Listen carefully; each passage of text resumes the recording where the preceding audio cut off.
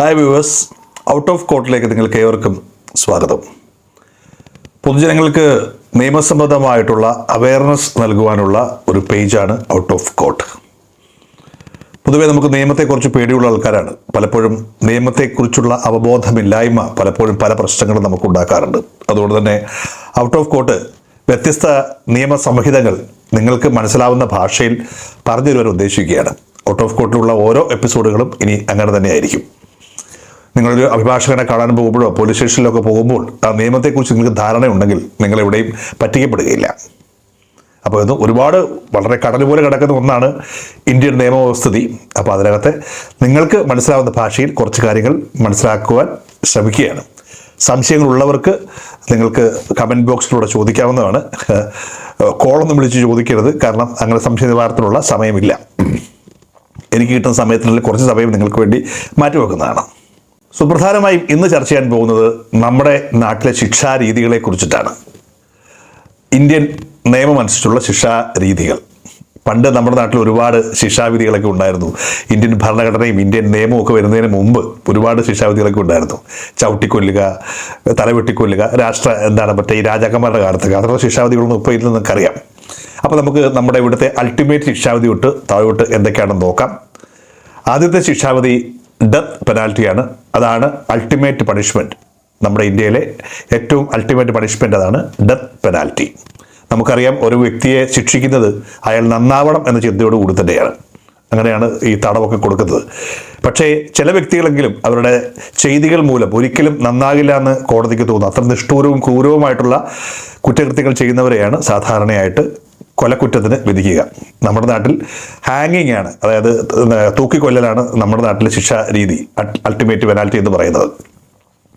നിയമം rarest of the rare എന്നൊരു point വെച്ചിട്ടുണ്ട്. ഏറ്റവും അസാധാരണമായിട്ടുള്ള കുറ്റകൃത്യങ്ങൾ ചെയ്യുന്നവരെയാണ് തൂക്കിക്കൊല്ലുവാൻ വിധിക്കുന്നത്. അതിന് ഒരുപാട് പ്രോസസ്സൊക്കെ ഉണ്ട്, നമുക്കറിയാം. നേരത്തെ പറഞ്ഞതുപോലെ തന്നെ അങ്ങനെ ഒറ്റയടിക്കും കൊണ്ട് തൂക്കിക്കൊള്ളില്ല. സെഷൻ കോർട്ട് തൂക്കിക്കൊല്ലാൻ വിധിച്ചു കഴിഞ്ഞാൽ അപ്പീൽ ഹൈക്കോർട്ടിൽ പോവും. ഹൈക്കോർട്ടും അത് കൺഫേം ചെയ്ത് കഴിഞ്ഞാൽ നേരെ അത് സുപ്രീം കോടതിയിൽ പോവും. സുപ്രീം കോടതി കൺഫർമേഷൻ കിട്ടിക്കഴിഞ്ഞാൽ പിന്നീട് നമ്മുടെ രാഷ്ട്രപതിയുടെ പരിഗണനയ്ക്ക് പോകും. രാഷ്ട്രപതി ദയാഹർജി അദ്ദേഹം സ്വീകരിച്ചു കഴിഞ്ഞാൽ ചിലപ്പോൾ ശിക്ഷാവിധി കട്ടാവാൻ സാധ്യതയുണ്ട്. പിന്നീട് ചില പ്രത്യേക സാഹചര്യങ്ങളിലൊക്കെ നമ്മുടെ രാജ്യത്തിന് തന്നെ ഇടപെടാവുന്ന ചില കേസുകളൊക്കെ ഉണ്ട്. അപ്പോൾ ഇതൊക്കെയാണ് അതിൻ്റെ പ്രോസസ്സുകൾ. അങ്ങനെ ഇത്രയും പ്രോസസ്സുകൾ കഴിഞ്ഞെങ്കിൽ മാത്രമേ രാഷ്ട്രം ഒരാളെ തൂക്കിക്കൊല്ലുകയുള്ളൂ എന്നുള്ളതാണ് സത്യം. നമ്മുടെ ഡെത്ത് പെനാൽറ്റിയിൽ തൂക്കിക്കൊല്ലൽ മാത്രമേ ഉള്ളൂ എന്ന് പ്രത്യേകം ഓർത്തിരിക്കുക.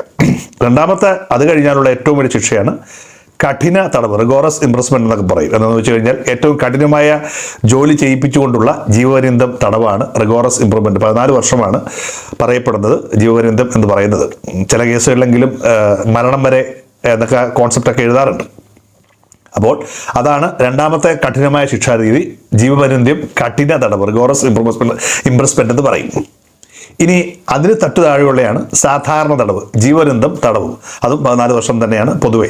പിന്നെ ചില കേസുകളിലെങ്കിലും കോടതി നമുക്ക് ഇരട്ട ശിക്ഷാവിധികളൊക്കെ വിധിക്കാറുള്ളതൊക്കെ കേട്ടില്ലേ. ഇപ്പോൾ ഇരട്ട ശിക്ഷാവിധികളൊക്കെ വിധിക്കുമ്പോൾ കോടതി പറയാറുണ്ട് രണ്ടും ഒന്നിച്ച് അനുഭവിച്ചാൽ മതിയെന്ന്. ഇപ്പോൾ ചില ആൾക്കാരും ചോദിക്കുന്നുണ്ട്, പിന്നെ എന്തിനാണ് ഈ രണ്ടു വട്ടം വിധിക്കുന്നതൊക്കെ ചിന്തിക്കാറുണ്ട്. അതിനകത്തൊരു ചെറിയ എക്സെപ്ഷൻ എന്ന് പറഞ്ഞു കഴിഞ്ഞാൽ, ഇപ്പോൾ നേരത്തെ പറയുന്ന പോലെ ജീവപര്യന്തം ശിക്ഷയ്ക്ക് വിധിക്കപ്പെട്ടിരിക്കുന്ന ഒരാൾക്ക് അയാളുടെ സ്വഭാവ രീതികളൊക്കെ അവിടെ വെച്ച് മാറ്റങ്ങളൊക്കെ ഉണ്ടെന്ന് ജയിൽ അധികൃതർക്ക് തോന്നുന്നു, അല്ലെങ്കിൽ നിയമത്തിന് തോന്നുന്നു. അപ്പോൾ അയാൾക്ക് ചില ലൂപ്പ് ഹോൾസുകളൊക്കെ ഉണ്ടാവും, അല്ലെങ്കിൽ അയാളുടെ സ്വഭാവ രീതികൾക്ക് മാറുമ്പോൾ വേണമെങ്കിൽ ശിക്ഷ ഇളവ് കിട്ടാനുള്ള സാധ്യതയൊക്കെ ഉണ്ട്. അയാളുടെ സ്വഭാവ രീതികളൊക്കെ ഉണ്ട്, അയാൾ നന്നാവാറുള്ള ലക്ഷണമൊക്കെ കാണിച്ചു കഴിഞ്ഞാൽ. എന്നാൽ ഈ 2 പ്രാവശ്യം വിധിച്ചവർക്കൊക്കെ അത് സാധ്യത വളരെ കുറവാണ്. കാരണം രണ്ടും ഒന്നിച്ച് അനുഭവിച്ചുകൊണ്ടിരിക്കുകയാണല്ലോ. അപ്പോൾ ഏതെങ്കിലും ഒരു വിധിക്കായിരിക്കും ഇളവ് കിട്ടുക, പക്ഷേ മറ്റേ വിധി അങ്ങനെ തന്നെ ഉണ്ടാവും. അപ്പോൾ അതാണ് അതിൻ്റെ ഒരു സ്വഭാവം.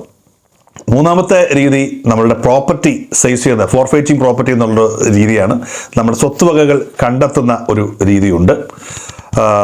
ചില കേസുകൾ നാട് കടത്തുന്നതൊക്കെ കേട്ടില്ലേ.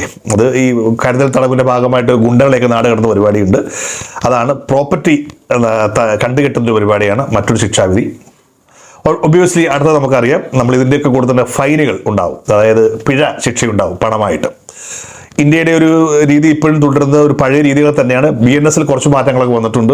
അതായത് പലപ്പോഴും വിധിക്കപ്പെടുന്ന ഫൈൻ ഇരയ്ക്ക് കൊടുക്കാനാണ് പറയുന്നത്. പലപ്പോഴും 50,000 രൂപ അല്ലെങ്കിൽ 1,00,000 രൂപയ്ക്കാണ് ശിക്ഷാവിധിയായിട്ട് വരിക. അപ്പോൾ ഇത്തരം കേസുകളിൽ ഈ കാശ് കൊണ്ട് ഇരയ്ക്ക് പ്രത്യേകിച്ച് ഗുണമൊന്നുമില്ല. കാരണം അത്രയും കാശിന് മൂല്യമൊന്നുമില്ല. ഒരു 10, 20, 30 വർഷത്തിന് മുമ്പാണ് 1,00,000 രൂപ കൊടുക്കുന്നതെങ്കിൽ അതിന് വിലയുണ്ടായിരുന്നു. അപ്പോൾ അതൊക്കെ കാലാനുസൃതമായി മാറിയേക്കാം. ഒപ്പം തന്നെ അടുത്ത ഒരെണ്ണമാണ് ഈ സോഷ്യൽ സർവീസിങ്, കമ്മ്യൂണിറ്റി സർവീസിംഗ് എന്ന് പറയും. അത് ചെറിയ കുറ്റകൃത്യങ്ങളൊക്കെ നമുക്കറിയാം. ഈ വാഹനം ഓടിച്ച് അല്ലെങ്കിൽ അഭ്യാസം കാണിക്കുന്നവർക്കൊക്കെ ഇത്തരത്തിലുള്ള ചില ശിക്ഷകൾ കൊടുക്കാറുണ്ട്. ഏറ്റവും ചെറിയ ശിക്ഷയാണ് കമ്മ്യൂണിറ്റി സർവീസ്. ചില കേസുകളിലെങ്കിലും കോടതിയിൽ വൈകുന്നേരം വരെ നിൽക്കാൻ പറയും, അല്ലെങ്കിൽ ഏതെങ്കിലും ഒരു അനാഥാലയത്തിലോ അല്ലെങ്കിൽ അത്തരത്തിലുള്ള അവിടെ പോയി സർവീസ് ചെയ്യാൻ പറയും, ഹോസ്പിറ്റലിൽ പോയി സർവീസ് ചെയ്യാൻ പറയും. അപ്പം ഇന്ത്യൻ ശിക്ഷാ നിയമത്തിലെ അൾട്ടിമേറ്റ് ശിക്ഷാവിധി എന്ന് പറയുന്നത് ഡെത്ത് പെനാൽറ്റിയാണ്. അത് ഹാങ്ങിങ് ആണ്, തൂക്കിക്കൊല്ലുന്ന പരിപാടിയാണ്. ഏറ്റവും ചെറുത് നേരത്തെ പറഞ്ഞതുപോലെ തന്നെ കമ്മ്യൂണിറ്റി സർവീസാണ്. ഇനി ശിക്ഷാവിധികളുടെ സ്വഭാവ രീതികൾക്കൊക്കെ വ്യത്യാസമുണ്ട്. ഈ കഠിന തടവെന്ന് പറയുമ്പോൾ വേണമെങ്കിൽ നാളെ അയാളുടെ സ്വഭാവം മാറുമ്പോൾ ചിലപ്പോൾ അത് സിമ്പിൾ തടവിലേക്കൊക്കെ മാറാം. അങ്ങനെയൊക്കെ സംഭവിച്ചിട്ടൊക്കെ ഉണ്ട്, ഇല്ലെന്ന് പറയുന്നില്ല. അപ്പോൾ ഇതൊക്കെയാണ് മനസ്സിലാക്കിയിരിക്കേണ്ടത്. അൾട്ടിമേറ്റ്ലി നിയമം ശിക്ഷ കൊണ്ട് ഉദ്ദേശിക്കുന്നത് നിങ്ങൾക്ക് നന്നാകുവാനുള്ള ഒരു അവസരമാണ്. നിങ്ങളുടെ സ്വഭാവ രീതികൾ മാറ്റി നിങ്ങൾ ചെയ്ത തെറ്റിൽ പശ്ചാത്തപിക്കുവാനുള്ള അവസരം ഒരുക്കുക എന്നുള്ളതാണ് ഓരോ ശിക്ഷാവിധികളുടെയും ഉദ്ദേശം. അത്തരത്തിൽ ഒരിക്കലും നന്നാകില്ല എന്ന് തോന്നുന്ന ആൾക്കാരെ, അല്ലെങ്കിൽ ഹാബിച്വൽ ഒഫൻഡേഴ്സിനെ, അത്രയ്ക്ക് നിഷ്ഠൂരമായ ക്രിമിനൽസിനെയാണ് രാജ്യം ശിക്ഷാവിധിക്ക് അൾട്ടിമേറ്റ് പണിഷ്മെൻ്റായ മരണശിക്ഷയ്ക്ക് വിധിക്കുന്നത്. രാജ്യദ്രോഹികളെയൊക്കെ ശിക്ഷിക്കാൻ നമുക്കറിയാം. നമ്മളുടെ അജ്മൽ കസ്ബിനെയൊക്കെ തൂക്കിക്കൊന്നത് അങ്ങനെയാണ്. ഇപ്പോഴും മരണശിക്ഷ കാത്ത് കുറേയേറെ ആൾക്കാർ ജയിലുകളിൽ കഴിയുന്നുണ്ട്. അത്തരം ആൾക്കാരെ പ്രത്യേകമായിട്ടുള്ള രീതിയിലാണ് താമസിപ്പിച്ചിരിക്കുന്നത്. പിന്നെ ഒരു കാര്യമുണ്ട്, മരണശിക്ഷയ്ക്ക് വിധിക്കപ്പെടുന്നു എന്ന് പറയുന്നതിന് ഏറ്റവും വലിയ ശിക്ഷയാണ്. നമ്മളിപ്പോൾ ഒരാളെ കൊന്നു കഴിയുമ്പോൾ അയാൾ കൊല്ലുന്ന ആൾ അറിയുന്നതല്ല കൊല്ലാൻ പോകുന്നത്. പക്ഷേ ഇതെന്ന് വെച്ചാൽ അങ്ങനെയല്ല. ഇതിങ്ങനെ കാത്തിരിക്കുകയാണ് മരണം. ഏറ്റവും രസകരമായിട്ടുള്ള കുറേയേറെ സംഭവങ്ങളൊക്കെ നമ്മൾ സിനിമയിൽ കണ്ടിട്ടുണ്ട്. ഇപ്പോൾ മലയാള സിനിമയിൽ തന്നെ ചിത്രം എന്ന സിനിമയിലും വിഷ്ണു എന്ന സിനിമയിലും ശ്രീ മോഹൻലാൽ ചെയ്ത കഥാപാത്രത്തിനെയും ശ്രീ മമ്മൂട്ടിയുടെ കഥാപാത്രത്തെയും തൂക്കിക്കൊല്ലുന്നുണ്ട്. അതിൻ്റെ കാര്യകാരണങ്ങൾ അടുത്തൊരു എപ്പിസോഡ് ഞാൻ പറയുന്നതായിരിക്കും. അത് തമാശയോടെ കടന്ന കാര്യമാണ്, സിനിമാറ്റിക് അല്ല, യഥാർത്ഥ ലൈഫ് എന്ന് കൂടി മനസ്സിലാക്കിയിരിക്കുക. അപ്പോൾ ഇന്ന് ഞാൻ ചർച്ച ചെയ്ത വിഷയം, ഔട്ട് ഓഫ് കൂടി ചർച്ച ചെയ്ത വിഷയം മനസ്സിലായി കാണുമെന്ന് വിശ്വസിക്കുന്നു. നമ്മുടെ രാജ്യത്തെ ശിക്ഷാ രീതികളെ കുറിച്ചിട്ടുള്ള സംശയങ്ങളാണ്. നിങ്ങൾക്കുള്ള സംശയങ്ങൾ തീർച്ചയായും കമൻറ്റ് ബോക്സിൽ ചോദിക്കാവുന്നതാണ്.